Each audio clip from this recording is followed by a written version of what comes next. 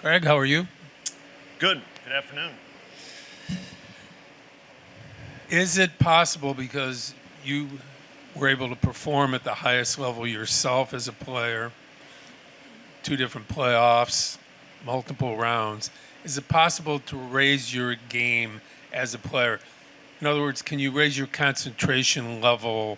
Was that something you were able to do and something you've seen teammates and some of your players able to do in these type of series? Yeah, I mean, I think that's always the goal, is that kind of the atmosphere and the environment can get you super locked in. I think it happens for some players for sure. The guys that have the great postseasons. I mean, the guy I think of is the Randy Arozarena. I think it was 2020. I think he had 10 home runs in the postseason. I mean, it's pretty amazing, right?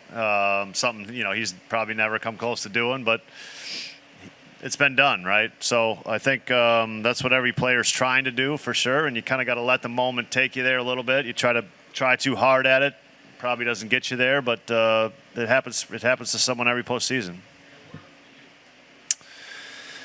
I mean, during spurts, then there were spurts that didn't work. Andy? 0 for 20, that didn't work. You kind of touched on this, but Nico mentioned that he saw like a sense of calmness from the guys yesterday, and then in Game 3 of the wild card. What have you seen of your players, facing the elimination game that could help them today, going up in another one? I really think it's stay focused on the things that you always stay focused on, and nothing more than that. It's the game is too hard, and there's too much else going on. Stay in your own process, and at times that feels like, well, you got to do something different. That doesn't work. You got to do the same thing, and that's how you keep getting good results, and that's how you get consistency. Craig, just the decision to start Matthew Boyd tonight, was that an easy one? And kind of walk us through kind of maybe what you weighed there. Yeah, I mean, it was Matthew Boyd. I think at the start of the series, it was going to be Matthew Boyd Game 1 and Game 4. And he had a rough start Game 1, but we need him. We need him tonight. Go to Maddie on the left. He talked about really as soon as he came off from that rough start, looking forward to this one. Just what have you seen in the way he's approached this week and trying to move past that? Yeah, I mean, I think that kind of points to you have to do your routine between starts. You obviously go over your previous start and what you didn't execute. Okay, well, he faced 8 hitters, so there wasn't a lot there. And then you just get back into your routine and physically preparing yourself and mentally preparing yourself for the next start. But it's really stay in your routine. Of course, you learn from your mistakes. You learn from your outings. You learn from your failures. Apply it to what's next. But, there's not a new pitch coming. I mean, this is Matthew Boyd coming out tonight. Megan, second row. Boyd's been particularly good at home this season versus the road, and I'm sure some familiarity over the course of the season helps. But is there anything about his stuff, the elements that you think works in his favor at Wrigley? Yeah, I think our team's been good at home. We've played well here, so I think that's the nature of the ballpark, and hopefully having a little bit of an advantage at home. I don't think there's anything stuff-wise for Matthew that makes him homer road better or anything like that. We'll stay in the second row on the left. Craig, what is it about Matthew's makeup that makes you feel like he will bounce back tonight? Matthew's a good major league pitcher. He's just a good major league pitcher. He was an all-star this year. He put up a very, very good baseball. He had a very good season. Been our most consistent starter from start to finish. That's all part of the makeup. He's just a good pitcher. Jesse. Craig, you stole your first base last night of the postseason. Obviously, there's reasons why you don't get a lot or reasons why you do get a lot at times. What are some of the reasons maybe you haven't piled those up in the postseason? The lack of base runners. I mean, mostly. Yeah, I mean, it's a lack of base runners. We just haven't had a lot of base runners. And, you know, both catchers we faced, I think, are two pretty good throwing catchers. You know, you have to create opportunities with base stealing. And sometimes there's opportunities to kind of pile it on, and sometimes you have to say, no, there's nothing here. Let's not force anything. And then, you know, it's like anything, like hitting with runners in scoring position, like you need opportunity. And we haven't created a ton of great opportunities. Bruce. You know, the mantra with Pete is let Pete be Pete most of the year. Obviously, you guys have done your personal coaching with him that he's talked about at length. But last night it seemed like you were really worried he was going to get thrown out of that game. Was that the main worry about him, you know, after that swinging strike that wasn't or was? Yeah, I mean, I did not want him to get thrown out of the game. Yeah, you're right. So I think you're just a little more, you know, I think we were all a little more attentive to that. I didn't think he was going to get thrown out of the game, though. I mean, that's one where the umpires are going to have a very good sense, and he would have had to be more derogatory than usual to get thrown out of the game. And the umpires do a good job of that in the playoffs. Megan.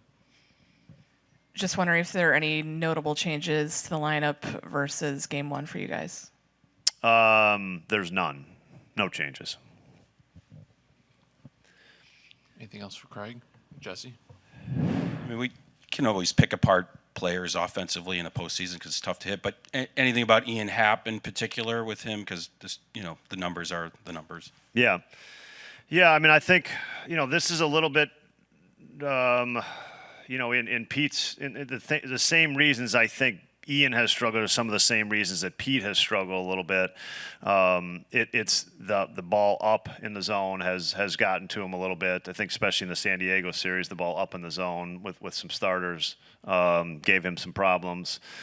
That's the thing I'd point to the most. I think the matchups have been the tough matchups for. That's why I think you saw Pete and Ian do a pretty good job with their starter yesterday. And I know it was only one at bat, but they did a nice job with it. Is the East-West and the North-South. That's just scouting report on those guys. That's kind of how you'd attack them. Carson, I'm curious just how much you go over game one with Matthew Boyd, if there's anything that you can take and learn from that, and just sort of maybe the impact of evaluating that game going into tonight. Yeah, I think it's huge. Talking with Matt and Tommy and everybody in our group, see the things that they do against Matt. You take the last couple starts, you look at what we did well, what we didn't do so well, and come up with another game plan. And then also, you always have more than just one game plan as well, and making those adjustments in games. So communication is going to be huge today, and I'm really excited to see the adjustment Matt's going to make. Go fourth row in the middle. Carson, you've been catching Matt all year. What has it been like to catch him, and kind of what sort of confidence does he give you guys as a team every time he goes out there? I think the thing I love about Matt is the adjustments that he makes in between starts. I mean, he's a really good evaluator on his last start, whether it was good, bad, whatever happened. He's able to take the things he did really well, praise himself for that, and then also taking the things that he didn't do so well and making those adjustments. So, that's what I love about Matt. Is he's always prepared, always in the moment, and this is a big game for us, and I'm excited to see him out there. Go to Maddie, fourth row on the left. Carson, this Brewers lineup isn't one that's known for having a lot of slug or anything, but when you look at kind of team approach and the way they've attacked these games, what does make them so difficult? They work counts, they make your pitchers work, and they make the defense work, and they've been doing it all year. They're a really good team, and they make our guys work, and makes my job hard. You're thinking about certain pitches and how we get these guys out, and I think that's what's made them so successful over the course of the year, and it's going to be a good battle tonight. Go to Jay, 5 rows back in the middle. Carson, I'm interested as you game plan for tonight with Matt, and how do you balance relying on what Matt's strengths are in terms of the pitches and everything versus the idea of familiarity and everything that they're so familiar with Matt at this point and the rest of the pitchers? Like, how do you balance playing to their strengths while also maybe doing something disruptive that maybe they don't expect?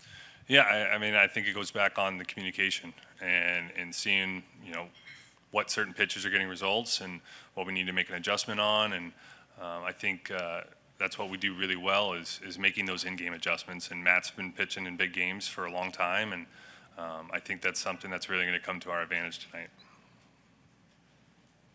Megan on the left. How would you just describe what it's been like, with the reliever group and seeing some performances last night where, like Palencia put the rough outing out behind him and came back, or Keller was talking about how he learned from Game 3 of the wild card, and just what stands out to you just about that group and the way that they've responded in this postseason and this series in particular? I think what we do well as a group is, again, like I've said before, is taking what we did those previous outings and talking about it and talking about the good and the bad and being honest with each other and then making those adjustments. And, we have a lot of trust in those guys, and they stepped up huge the last couple of days. And, I think that's a big part of this group is those guys able to come up and clean up innings. And, you're seeing some things guys haven't done all year. I mean, multiples for some guys, and I think that is what makes this group special is being able to adjust and being able to bend like that. Come over here on the right side, 3rd row. Carson, there was a lot of uncertainty on who was getting on the mound for today's game. What was the first thing you and Matt talked about or said to each other after you knew he was the starter for this game? When he was the starter from this game, oh man, I think it was actually more of after the first game. We were like, oh, we're going to do everything we can to get you another opportunity.